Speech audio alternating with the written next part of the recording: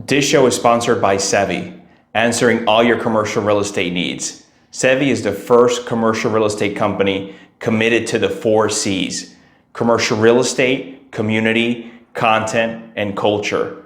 Go visit Sevi at Sevi, SEVI, properties.com. Again, SeviProperties.com. Hello, welcome to the DMV Business Show. I'm your host, Otto Sevilla, and today I have a very special guest for us.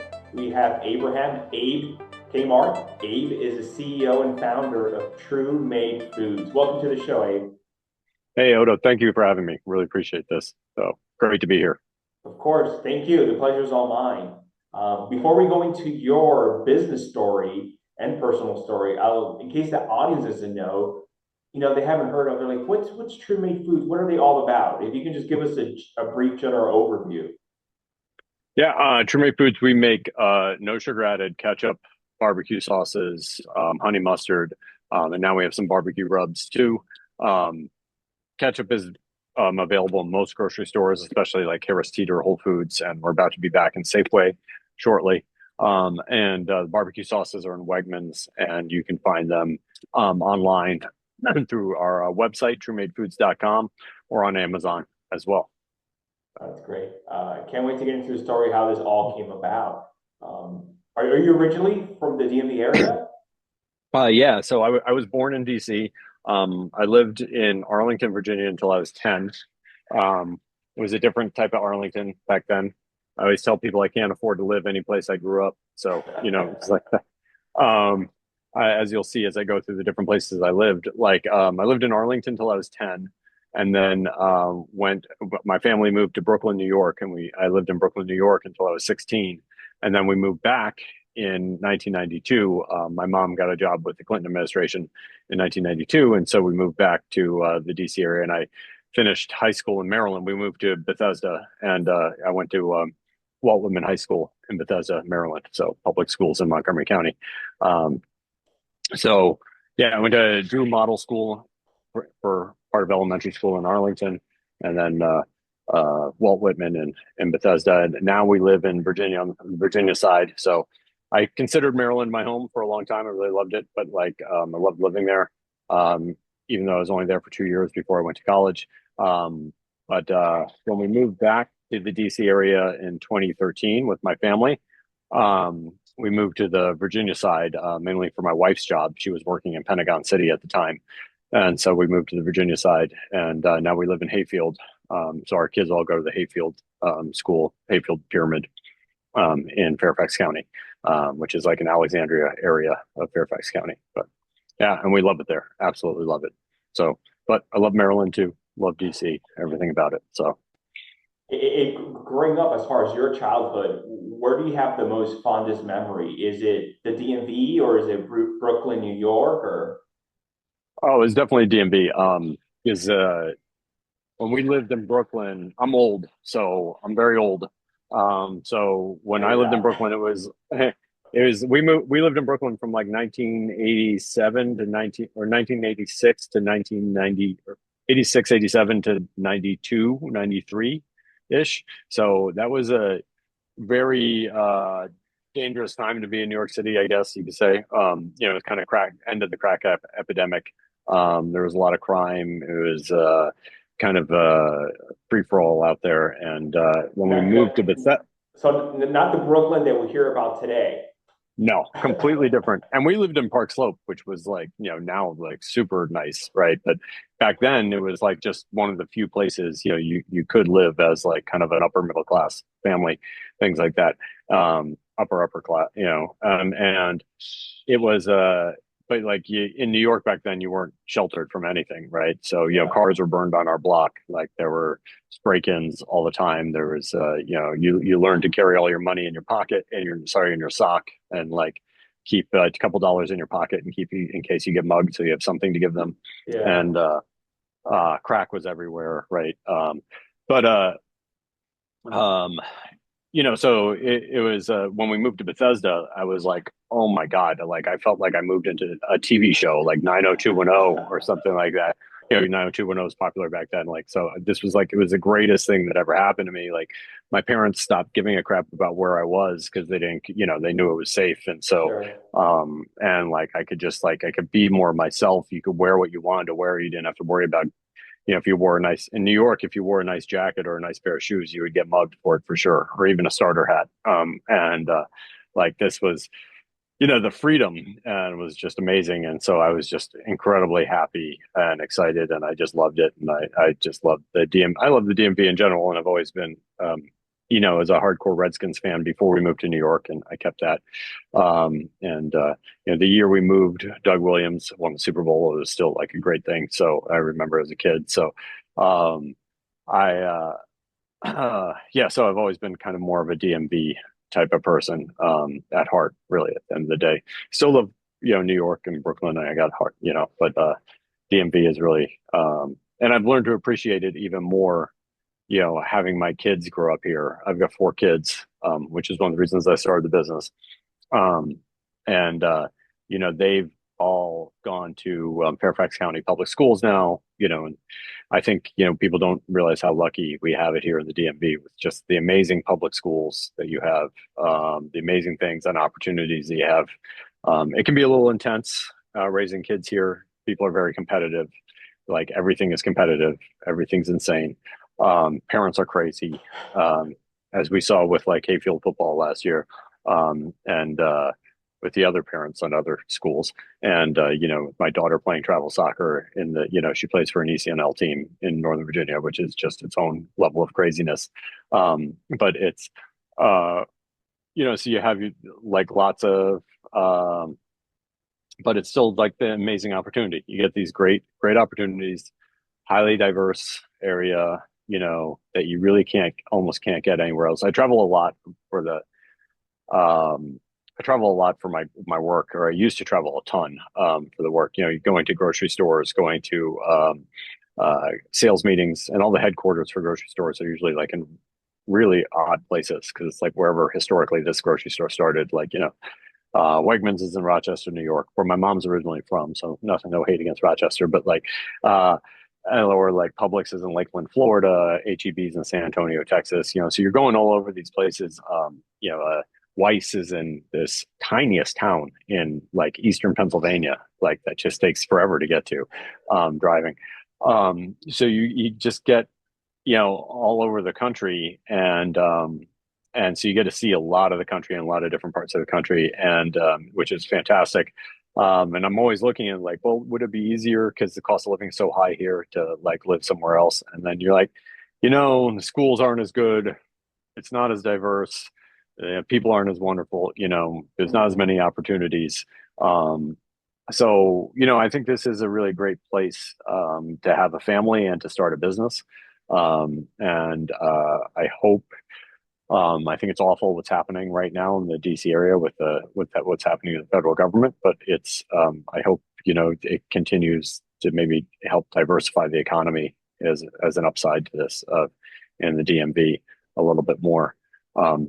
Which is kind of like the irony of, my whole business is, when we moved back here in 2013, I'm former military. My wife is former military, of course, like many people in the DMV, which is also another great benefit of, living in the DMV, is like so many veterans. It's such a high veteran population. But I really did not want to work for the government. And I really wanted to, I'd been working as an entrepreneur overseas. My wife's job had taken us overseas, and I had been working overseas as an entrepreneur. And I kind of wanted to kind of keep that up. I didn't want to take any type of government job at first. And so, when we first moved back here, we lived, as far as you said you were an entrepreneur as well, right? So what business did you have? Yeah, so I, it's a long arc, but sorry, there's a fly in here. So there's a long arc, but like, I got out of the military in 2008. As I was getting out, I got my executive MBA from the London Business School because the Navy had me stationed in England for my last shore duty. I transitioned out, but I transitioned out thinking I was going to be, going into this hot London economy that ended up being this huge financial bust. So it was a huge disaster. I ended up having to take a job overseas in Bulgaria, of all places, to be able to find work. My wife moved back home with my parents. My parents were living in Massachusetts at the time. And so my wife moved in with my parents. We had a baby and we were about to have our second. So she had our second child in Massachusetts, and I moved to Bulgaria like 2 weeks later to work. I ran a factory there for this hedge fund manager who had bought a factory, and it was losing money, and he wanted somebody to go in there and turn it around. So I went in there and I did that, which was kind of like probably better than my MBA from a business perspective of actually like having to run a factory day in and day out that had debt, and you have to manage debt and you have to manage clients and customers and get things cash flow positive.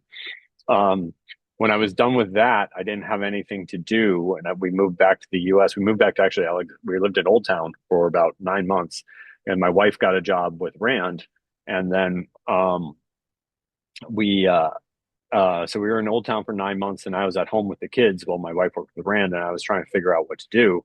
And I ended up starting my own company, doing kind of emerging market consulting and stuff like that. Because my last job in the military, I was a pilot. I was a Navy pilot, but on my shore duty, I was working for U.S. European Command. I worked, ran operations for an intel base, and also did some counterterrorism. So I was in a lot of different countries, and then working in Bulgaria, I thought like I had kind of an emerging market expertise. And even though the financial crisis, the recession was still very hot back then in 2009. So, emerging markets just seemed like a place to go. And so that's what I did. And I actually ended up doing some government contracting. I won some contracts doing some work for U.S. Trade and Development Agency overseas. And Rand at the time had an office in Doha, Qatar. And my wife was like, they said I could go there and the salary is like double, and they pay for your housing, and they would pay for the kids' schools. The kids were still little, but like our two oldest. And I was like, I just set up this company, and the first contract I won is in Egypt, and the second contract I won is in Ghana. So it really doesn't matter where I am. So I was like, let's go to Doha. And so we moved to Doha. I did that contracting thing for a little bit, but then like it was 2010 then, and like Doha was like, Qatar was on fire. Like they had just won the World Cup for the 2022, and they were investing so much in infrastructure and trying to really turn the country around, and turned it into the next Dubai. And so we were really excited to be there economically, and from an entrepreneurial perspective, it seemed like a great place to be. So I started a bunch of businesses there. I had a business partner. We tried all kinds of businesses. I tried like a website called Doha Delivery, which was like a seamless web for, we tried to get into like agriculture, like doing farming in the desert, trying to grow things and things like that. Mm-hmm. So few minor successes, lots of failures. It's much tougher to do business in the Middle East than you can possibly imagine. You really have to appreciate the amazing infrastructure and great things that we have with our very good federal government here in the US, which people don't appreciate. Go live and work and try to run a business overseas, and then come back, and then you'll stop complaining about the US government, really. I hear that. Like I can't. Like the minor things that we deal with that people complain about, it's ridiculous compared to, that we take for granted too, like zip codes or like actual addresses. Like try to do a delivery service where there isn't actual street addresses. Like that was a challenge in itself. So we did all that. So I did all that kind of things, lots of startups over there.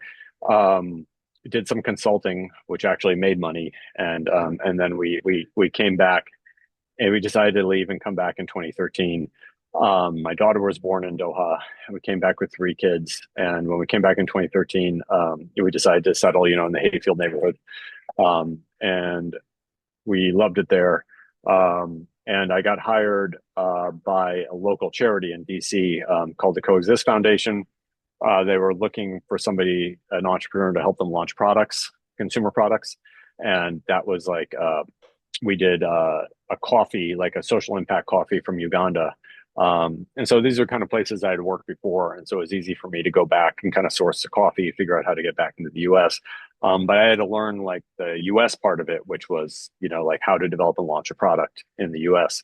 And so I did that for a year, got the coffee going and launched, and the coffee started selling and was doing well. And I was really excited about it. I really kind of loved it, like really fell into the food industry. I've always been like a huge foodie. Before that was a term, and that would probably be my thing. Like my mom always says, before there were foodies, there were Italians.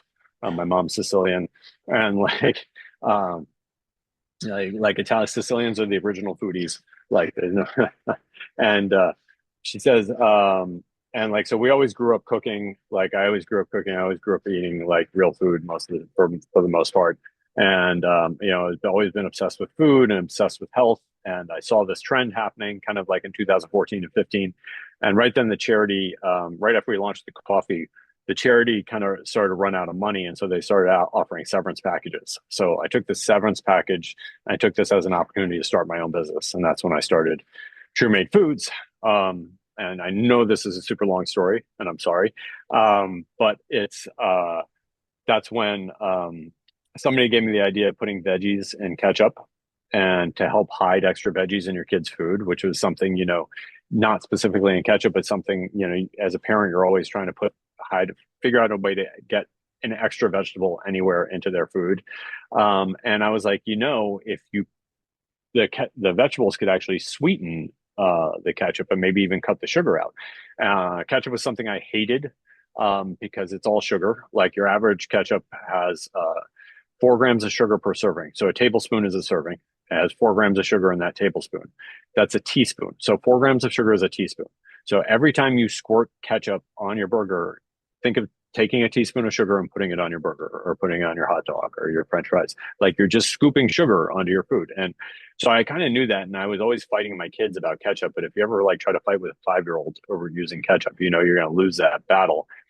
And so the idea was like, I grew up cooking pasta sauces and using carrots as the sweetener to cut the acidity.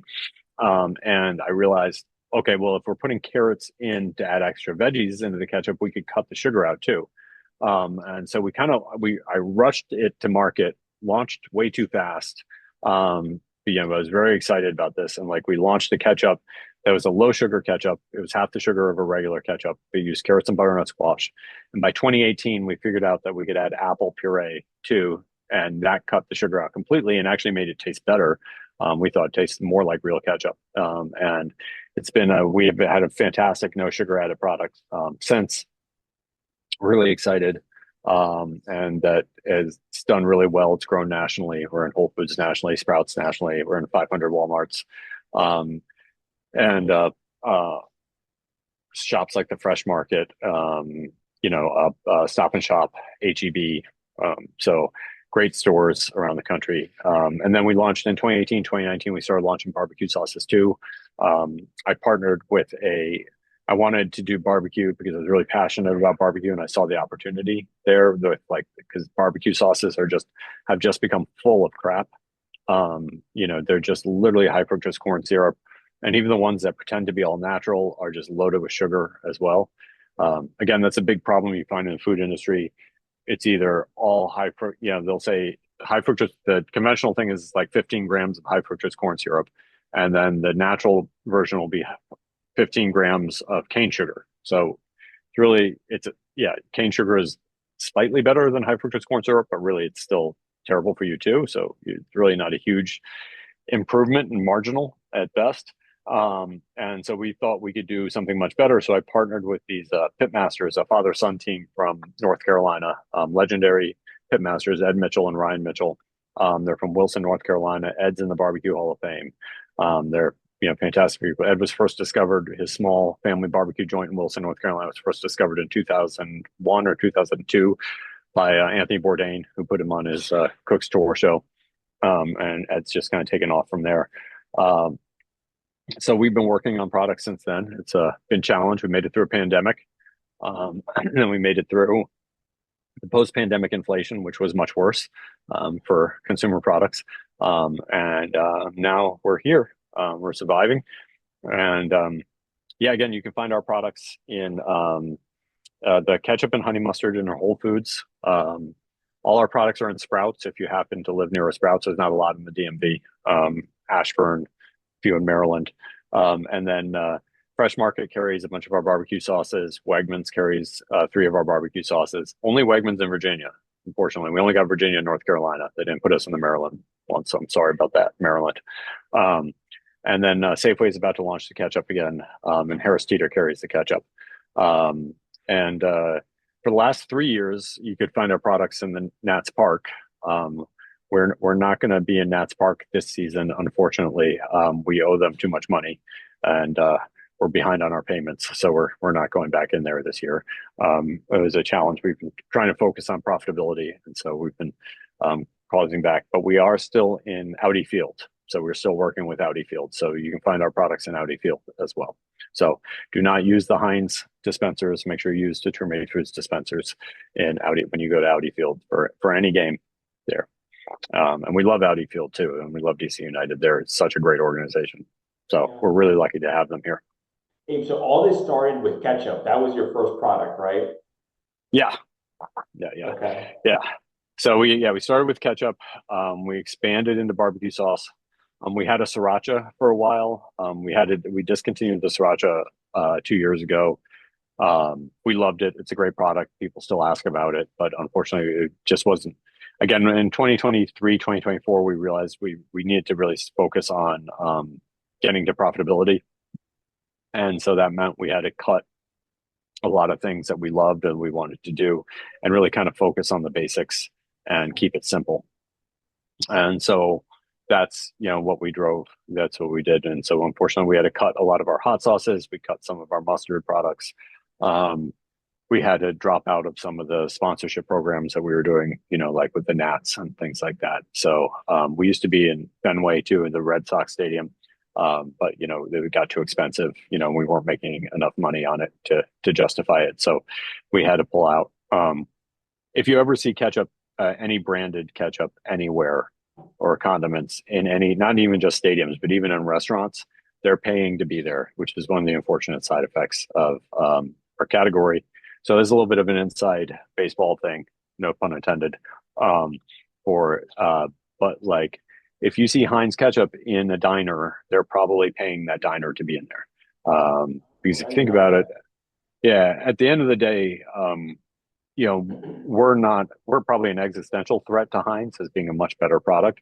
But like the immediate threat to Heinz is the fact that people wake up and realize that private label ketchup is the exact same thing. It's not, it's not wine, right? This is not some complex, chef's kiss like complex product here. It's high fructose corn syrup, vinegar, tomato paste, and onion powder and salt. Like it's like very easy to make a good ketchup. And so the Cisco ketchup, the private label ketchup you buy at any of your major grocery stores is exactly the same as Heinz. It's the same ingredients. It's the exact same. Everybody's buying the same tomato paste. There's nothing different about it. So maybe 20 years ago, private label wasn't up to it, but now for sure it's exactly the same. And so there is no reason a restaurant or a stadium or anything would use Heinz ketchup, a more expensive ketchup, when nobody's really going to notice a difference if they use like a Cisco brand or a US Foods brand ketchup, right? So Heinz knows that, and they pay like marketing fees, kind of like marketing rebates based on the cases sold to the operators to get them to keep using their ketchup or everything. And they have like preferred vendor contracts and sponsorship contracts and things like that.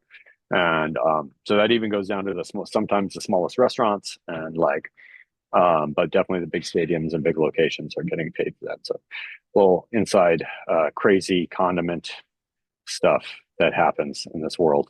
Yeah. Once you had the ketchup recipe down, what did the ultimate tester think? What did your children think compared to the other ketchup they were eating before? Oh yeah, that was key. Like I wouldn't be here today if we weren't able to. We wouldn't be having this conversation right now. I'd be off doing something else if if the ketchup didn't pass the 5-year-old test. And that was kind of always the key thing that like I always wanted to say is we always tested our ketchup on little kids, and not just my kids, but other kids in the neighborhood, cousins, everybody we can get our hands on. We get kids to try it, and because the 5-year-old is going to be the most honest. They're not going to be, they're not going to worry about your feelings. They're going to tell you exactly how they feel, and they like it, they're going to eat it. They're also not influenced by the brand. 5-year-olds, 6-year-olds are not influenced by the brand yet, so they just see Mhm. ketchup and they're going to eat it. They don't care. So that's like the best, and that's our biggest market right there. Whenever we find any type of pushback, it's usually because somebody's been eating Heinz for a long time or some other brand of ketchup, and they just have a mental connection with it, right? A psychological connection.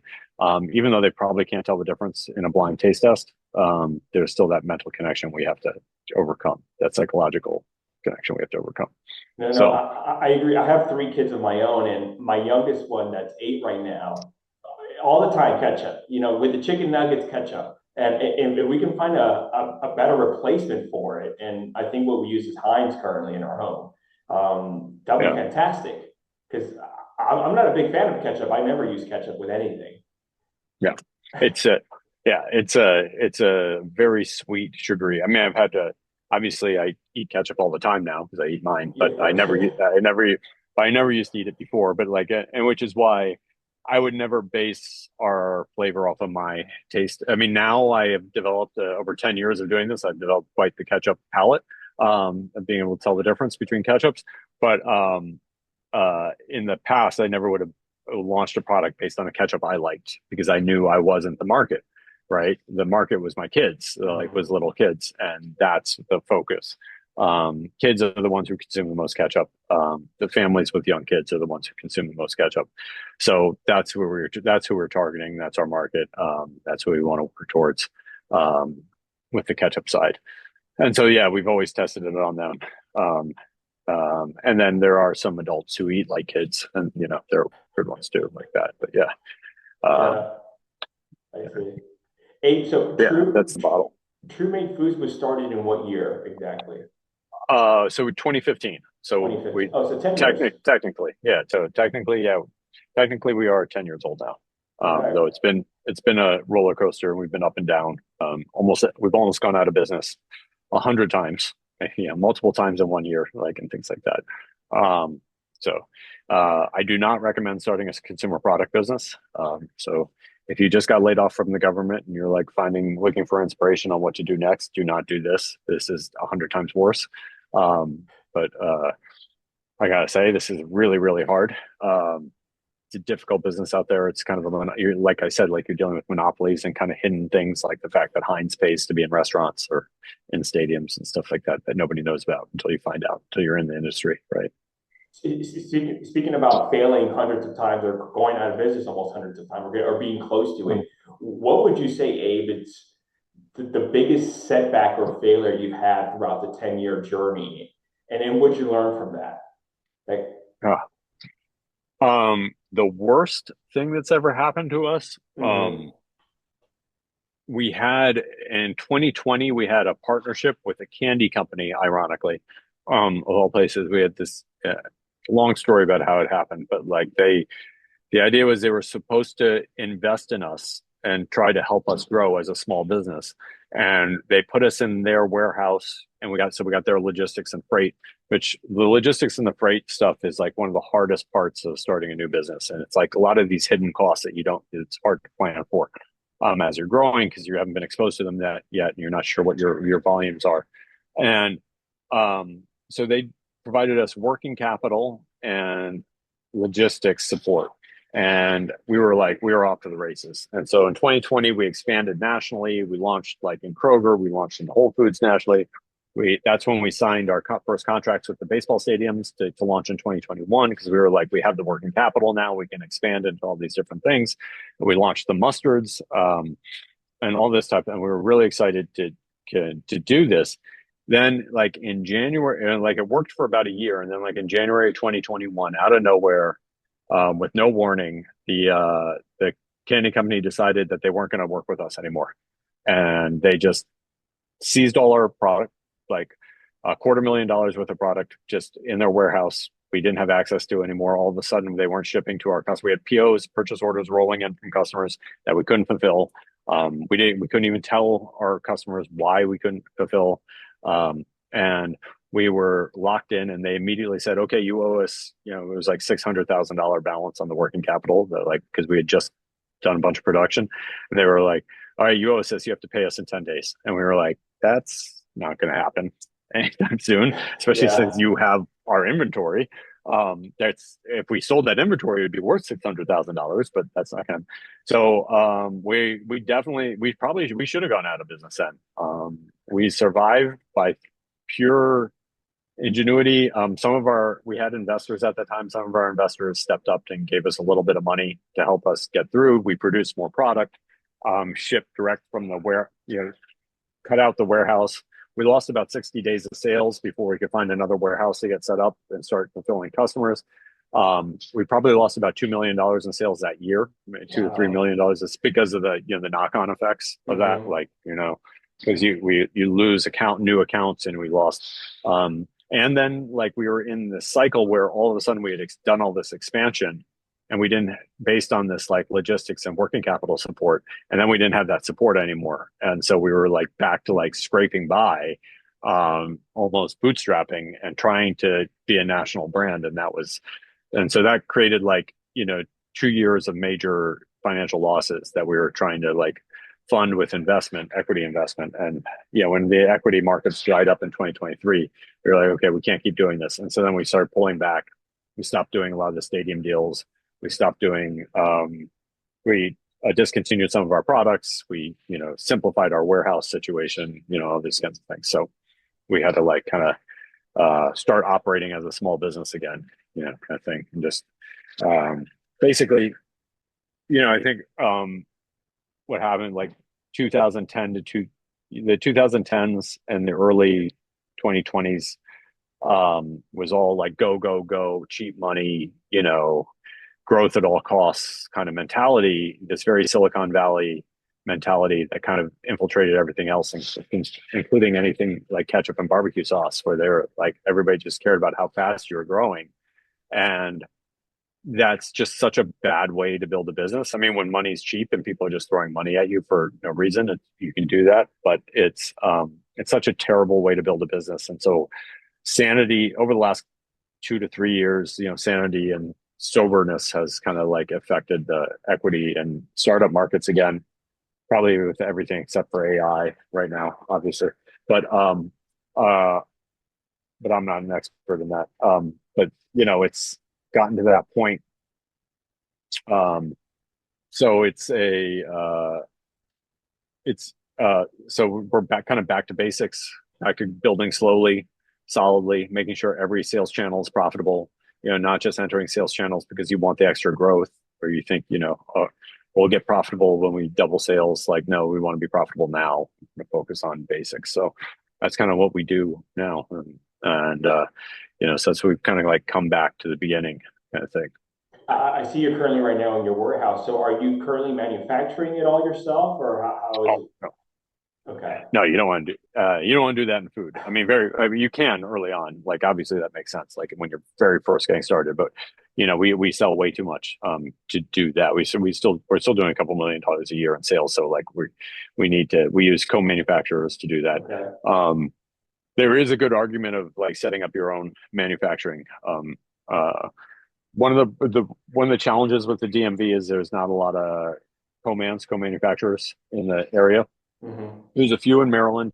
There's almost none in Virginia. It's very difficult, especially for our products, for acidified hot fill products. So we do have to reach out and manufacture in other states. And then what we did with our warehousing is we have a big third-party logistics provider, 3PL, outside of Chicago, Illinois, which is one of the best places to be. And they do a lot of our major stuff, our high volume accounts, like Walmart, HEB, things like that. People ordering full pallets. And then we set up here in Alexandria. I'm in the Salt Box in Alexandria, which is big shout out to the Salt Box, which is a co-working space for products.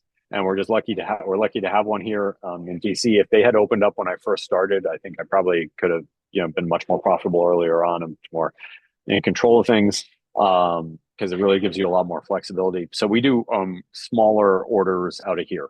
So anything that's small, because what you realize with physical products, especially food. Large orders, high volume makes sense to be in a third party warehouse, like a major third party warehouse that's like Mhm. very automated and because it's systematic. Anything that's systematic and it's the same type of orders over and over again, and it's really easy. And there's not a lot of it's very conformed. There's not a lot of bespoke orders. That you can outsource into a large warehouse. Anything that's more bespoke and requires a little bit more attention, just more labor, you really need to keep it in house and do it in house, because otherwise you're paying somebody excessive amounts, to do your work for you, which doesn't make any sense. So we do a lot of our e-com orders out of here because e-com's not a huge part of our business yet. We do our food service orders, like Audi Field, I deliver out of here. Like I keep that because it's just local, it's easy. It doesn't make sense to use a distributor for that. And any other like smaller orders, we fulfill out of here. Like Wegmans, we're only in 50 Wegmans. So when those orders come in, those are pretty small because it's a smaller set of stores. And so we can fulfill that here. And then, so we divide that up as to try to figure out a way to be, high volume, low volume situation to get the right, so that we can be profitable on both ones. Because if you try to put the low volume one in the high volume warehouse, it just brings all your costs go up and your contribution margin goes down, and it's really kills you. So these are the hard lessons we've learned over the last few years. So How does your team look like today, Abe, compared to when you started 10 years ago? it's changed a little bit up and down. We've I had brought on Ryan, my co-founder, in 2018. Ryan Mitchell, the pitmaster, in 2018. Initially, Ryan was kind of more just it was kind of more of a licensing deal. We licensed his barbecue recipes and put his dad Ed on the labels and stuff. And then we by 2020, we wanted to work more together. So we kind of made Ryan and Ed co-founders, and, gave them more equity and got Ryan more involved in the business. And then we hired an operations director who was in Oregon, because she came from Bob's. She used to work at Bob's Red Mill. And then I have a marketing director who's been with me since 2016. She started as just doing demos for us, and she was just so good at everything and was really into the brand.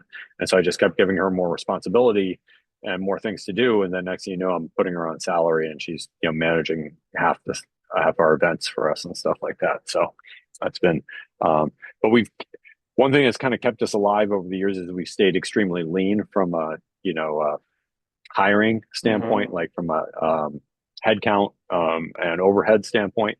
So we've tried to stay very lean that way, and that's really kind of kept us alive, because through some of the bad times, because we weren't burning a lot of cash, from that standpoint. We didn't have to cover a lot of salaries and things. Sure. What would you say you're most proud of thus far in your business career? Just kind of making it through everything we've made it through, I think, is the hard part. In this business, literally in consumer product, you can be out of business. You can be doing great 1 month, and then you could be out of business the next month. If our co-man came in and said, if our ketchup facility caught on fire or something like that, and we couldn't produce anymore, we'd literally be out of business. There's nothing we could do, right? Especially now, because the people we work with, they literally, nobody else can make this except for the people we work with, right? And we have a very specialty situation. It took us a while to get going, to get this up to be able to do it at a high volume. So you're in that situation, and literally the other thing, I started the business because I want to have more control over my destiny, right? When ironically you almost have less, right? Because when I was working for that charity, and they started to run out of money, I was like, oh, this was mismanaged. I let somebody else mismanage my future, and now I'm having to take a severance. And but I was like, I want to be in charge of my own future. But then now you're okay, I'm working with Whole Foods, and Whole Foods is one of our biggest customers. I love them, but literally, we've had 3 buyers in the last year, like the people who manage buying our product, keep turning over, and you're always nervous with the new one, because even if your product's doing really well, like they could have some idea where they want to change the whole set and they want to change something out and they drop you out. And, it's happened to us with other stores, happened to us with Kroger, so, you have to, you're always kind of like worried, right? That something like that, some type of bad news could hit you at some point. And so you're just like on this edge, which is the problem with being a retail product, because like you're just really so dependent on the distributors and the retailers. And they just don't give a crap about you because you're dealing with these big companies, right? So I do push any young entrepreneurs, any new entrepreneurs, getting into consumer products, to really go online and just be online only, just to be e-commerce for as long as possible.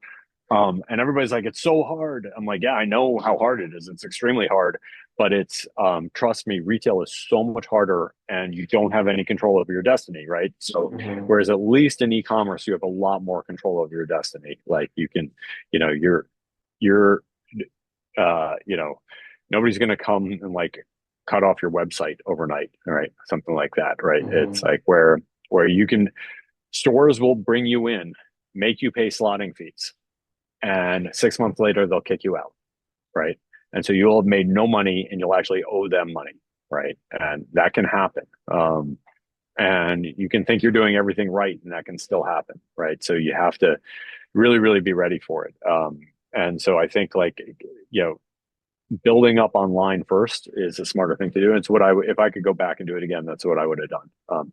And I was like, at the beginning, I was like, not a lot of people are buying ketchup and barbecue sauce online, so it doesn't make sense. We should go full on retail, like da da da da. And at the time, in the 2010s, it was all about retail and growing fast, and you could really only grow fast on going into grocery stores and getting like big purchase orders and things like that.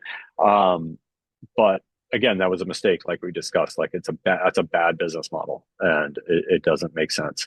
You want to build up slowly, know your customer. When you're selling in grocery stores, you don't know who's buying your product.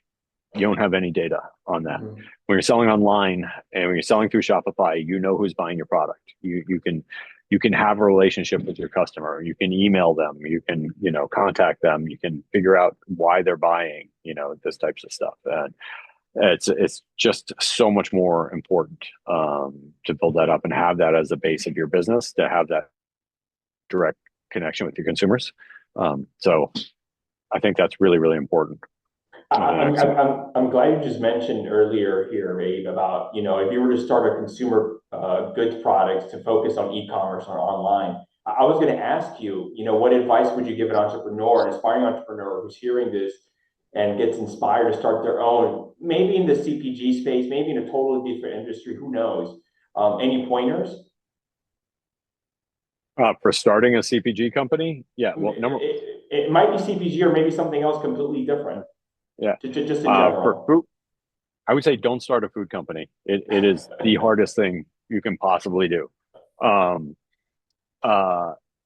I'd say, the challenge with food, I'll just speak to food in general, is, it's very saturated. It's huge market, $1 trillion, plus. Beverage is even bigger. Obviously, beverage is massive. And it's weird. It's like the bigger the market is, sometimes the more difficult it is too, because it's just that much more competitive, right? And you're dealing with like bigger players who are just more cutthroat.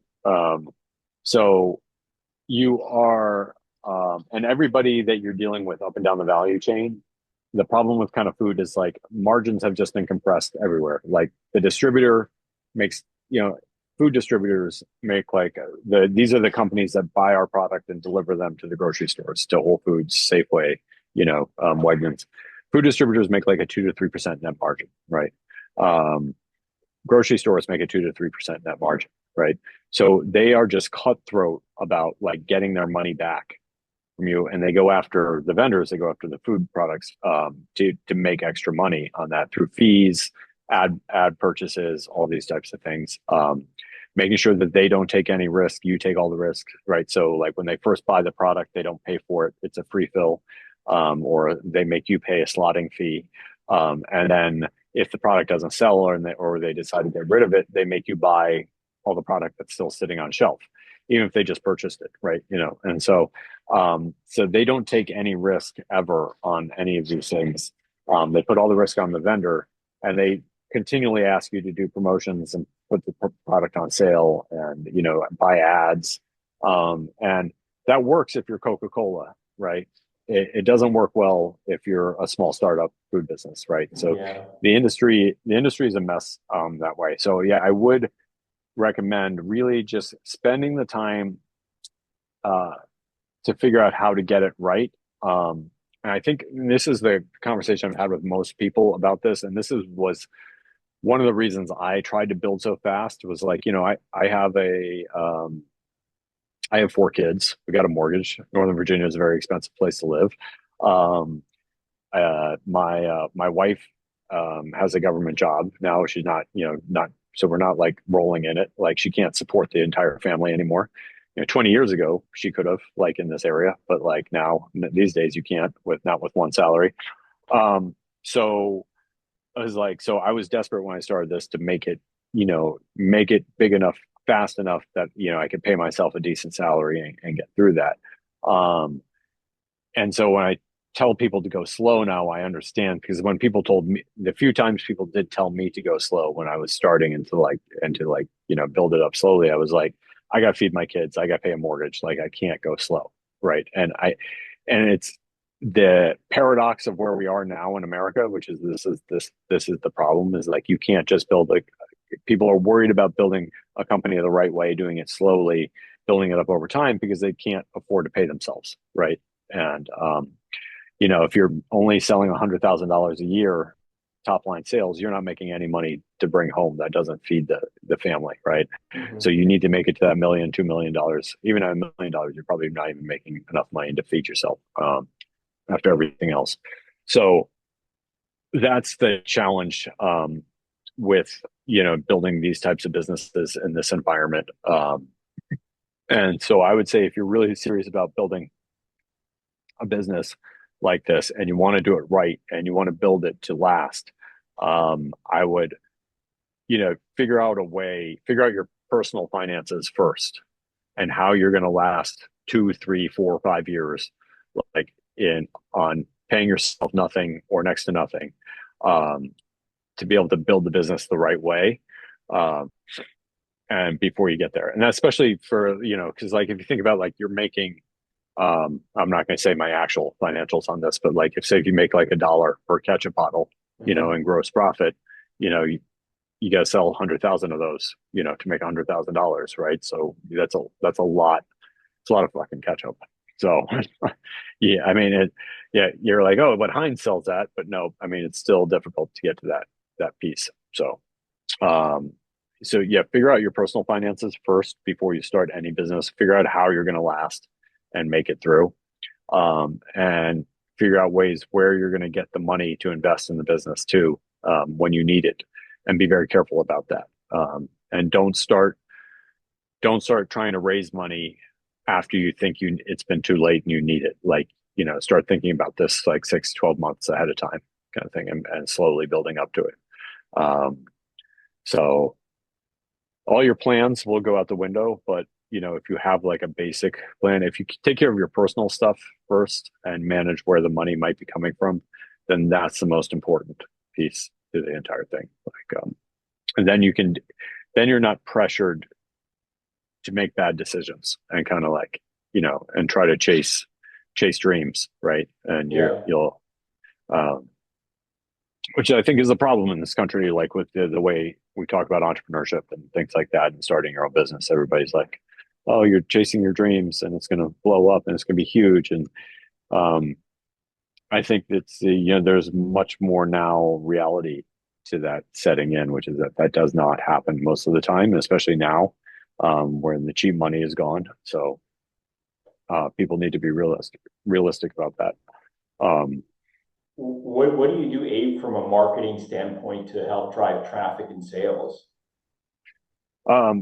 So we do mainly, been very strong on field marketing, in-store demos, events, Okay. So like there's like food events, fairs, health and fitness events, parent events. Like we'll have a booth, things like that. Um, Obviously, like some of these sponsorships that we did with like the stadiums, because it exposes people to our products, and DC United's great because we do 3 in-person events there where we have a table giving away stuff there a year. And so we love like in-person events. They're very hard to scale, from a marketing standpoint, but they're usually the most impactful for bang for your dollar. And it's a lot of effort. But if you're just starting out, that's what you should be doing 100% of the time, just focusing on that. Like farmers markets, pop-up stands, things like this that get you in front of people, talking to them, giving them something so that they remember you, because people will remember you much better. And that's all you're trying to do is capture attention and getting people to remember you in this very crazy attention starved world. And having a personal conversation with somebody gets people to remember the product much more. So having those types of events are fantastic when you're first starting out, and you should keep them going. They're just very hard to scale. And then when you get bigger, invest in e-com and really trying to get your online advertising, and really invest in online advertising and trying to really kind of tweak those different aspects.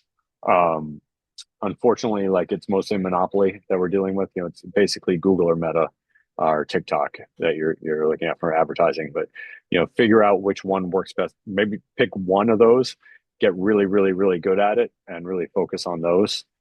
Like that, I'd say that's a mistake that we didn't do early on. We kind of like just dabbled instead of like just driving hard.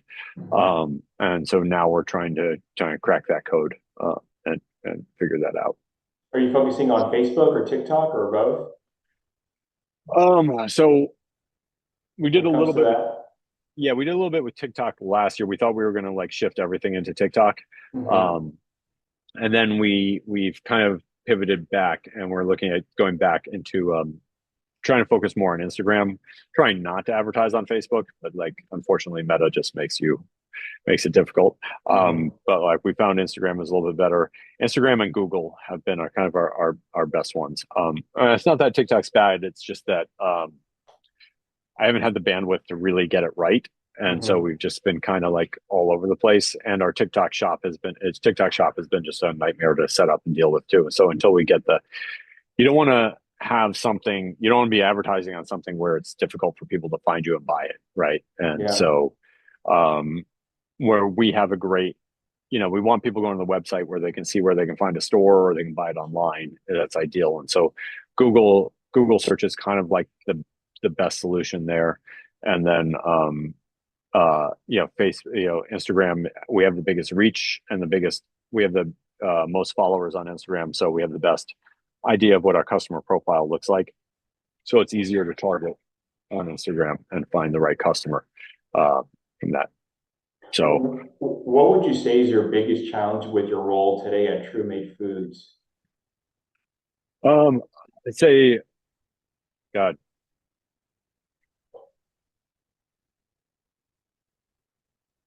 there's so many. It's right now, I think it's just managing this kind of like changing consumer market. And well, it's changing it's managing with the grocery stores. The grocery stores is the biggest, because they've been changing what they want like every other year. When we first got started in this, it was very easy to launch new products, and because they just wanted innovation all the time. And then post-COVID, it was all about getting back to the basics. And so they just started cutting products left and right. So it was really hard to stay on shelf. And then the last 2 years, grocery stores have been all over the place about what they want on shelf. And so we've had to go back from yeah, we'll take any placement, to being like, okay, maybe we don't want to be in this grocery store, like, because you might drop us next year, because if I don't know I can trust you and you're not going to be on the desk for, this category manager is not going to be on the desk for the next year, then, I don't want your replacement coming in and trying to set their own standard and, wiping out and changing the entire set. So, and we just lost all this money because we just paid to be on the store, in the store. And so that's been, a lot of the difficult thing. Also, just I spend all my time now working on financing production and managing that cash flow, and that is are a real challenge, since we no longer rely on kind of equity investment, and we've been using debt to finance production, and debt is expensive now again. Like, so it's like really much like it's a balancing act constantly, like just making sure managing cash flows. So that's a real challenge for a small business too. And I mean, that's something you need to think about if you're doing a physical product, even if you have a Shopify site or just doing e-commerce, like your working capital is your most important thing. And they taught us this in business school too, and you don't really realize it until you're living it. But it's like most companies that go out of business are profitable, but it's their working capital cycle that puts them out of business, right? It's their cash flow that kills them. So being able to manage the cash flow and working capital cycles is the biggest challenge. How easy or difficult is to get debt for the business? In one way, it could be really easy. Like literally the other day, I was looking for financing for a production run, and like I had nonstop brokers and all different kinds of alternative lenders like calling and texting me, like not my name. Somebody put my stuff out there, and it just like I got a deluge of nonstop guys like pretending to be my best friend, like, bro, how are you doing? Like, we can totally hook you up. I'm really trying to take care of you. And like, you're selling me 25% APR right now. This is awful. Like, you're not hooking me up. So yeah, you can get financing for everything. So you have to be very careful with it, because there are all kind of alternative lenders out there. And I'm assuming with this new administration that there's going to be no guardrails on that at all. So there's going to be a lot of bad debt coming out there, because they just got rid of the Consumer Financial Protection Bureau, right? So we'll see. But so we have to be really careful with who you're getting in bed with these debt deals. There's a lot of scams out there too. We were almost scammed. We had this. Do we have time for a quick story on this? I don't think this is good. Like, we're coming close to it. Okay, so I don't want. But you were close to getting scammed. Yeah, big time. Like, they offered this one lender offered me a working line of credit at 12%. And I was like, this is fantastic. This is what I need. I just need a working line of credit. Sure. And they were like, we're ready to go. We're going to improve it. And then they're like, they came back at the last second. They're like, well, we need to do a performance loan first to prove that you can handle this before we approve this bigger loan at the better rate. And they sent me the details on the performance loan, and it was like a 60-day loan at like a 60% interest rate. Wow. With daily payments. I was like, and they were like, don't worry, like after you make 3 payments, we'll pay you back the interest that you paid and everything. And, we'll take care of it. We'll wipe it out. And I was like, this is way too risky. This is insane. Yeah. It sounds like a real scam. So, I mean, just to make sure, I asked a lawyer about it, and they were like, this is insane. Nobody's ever seen it. I've never even heard of a performance loan before. And I was like, okay. So you gotta be careful of a lot of scams out there. I think I'm assuming without any federal oversight, it's probably going to get worse. So be very careful, because if you want money, somebody's going to give it to you, but it may be the worst money you ever took. So be very, very careful. Be careful with that. Hey, coming to an end here shortly, what do you know now that you wish you would have known at the start of your business career? Oh God, like 100 million things. I think everything we've talked about in this, like, I wish I had known about. I wish I had known there was going to be a pandemic and inflation and all kinds of stuff, and I wish I had known that candy company was going to end our contract overnight without warning. All those types of situations. I think I would have, if I were to do this again. Again, I would have tried to figure out a way to do this very slowly and do it as kind of like a part-time gig first, like kind of just bootstrapping it for a long time, spending a lot of time testing things out, figuring out the right way to get the label, find the right manufacturers, find the right, not doing the Silicon Valley move fast and break things idea. Like, that idea worked really well for Facebook briefly when they were getting millions of dollars in, hundreds of millions of dollars in VC money, right? You can move fast and break things. There's very little risk there. Like when you're when this is your business, when this is your livelihood, like don't move fast and break things. Like, yeah, test things out. You know, you can still figure out ways to do like a minimum viable product and test things and be lean. But don't move fast and break things. Like, be smart about things. Measure twice, cut once, kind of thing. You know, take your time to figure things out right. I think it'll benefit you in the long run. If you had told me 10 years ago when I first started this company that like in 10 years I'd still be kind of running this and sitting in a warehouse, like I'd be like, oh, you're crazy. I would have sold this like 5 years ago. And like saying, I really thought this was going to be like to the moon, right? And so you have to prepare for that worst case scenario that you're not the unicorn, right? So don't be the unicorn, be the cockroach, be the survivor, be the one who be ready to survive anything. And you will probably be much better off financially, and your business will be much better off in the long run. So, if you were able to do this all over again, Abe, and maybe even not do this, what industry or what type of businesses would you like to do now if you had the opportunity to? that's a good question. I think 10 years ago, I think a supplement business probably would have been the best thing to get into. Like now it's oversaturated. Mm-hmm. A lot of things are oversaturated. I'm not really a tech person. I did do websites and stuff like that for a while when I was overseas, and I got into the internet businesses and things. Online advertising is not going to go away. I think it's just going to get more and more important. I think agencies might be dead, but I think there's different models going through. I think AI is really going to disrupt that area. I really am really interested in seeing what AI does with online ads. I think there's going to be a lot of opportunity there. SaaS is never going to go away either. Like, I think it's much more sober. It's going to be smaller businesses and things like this, at smaller multiples going forward. But like, there's still so much opportunity. If you look at grocery stores and distributors and logistics providers, their software is terrible that they're using. Like, I wish, not to throw Safeway under the bus here, but their stuff, the things that they have nonstop, like literally there's like a different webinar every day just to figure out how to be a Safeway vendor, because their stuff, it's so difficult to use, and their websites are so, their portals and logins and stuff are so difficult to use, and not intuitive. Our distributor uses 3 different types of software ERPs to manage their stuff. It's a mess. So I think there's a lot of low-hanging fruit that's very difficult to implement, because it's hard to sharpen your axe when you're cutting down trees all the time. Mm-hmm. So it's hard to get these big businesses to change their software. But I think there's a lot of opportunity there to really make things more efficient. It's like that. So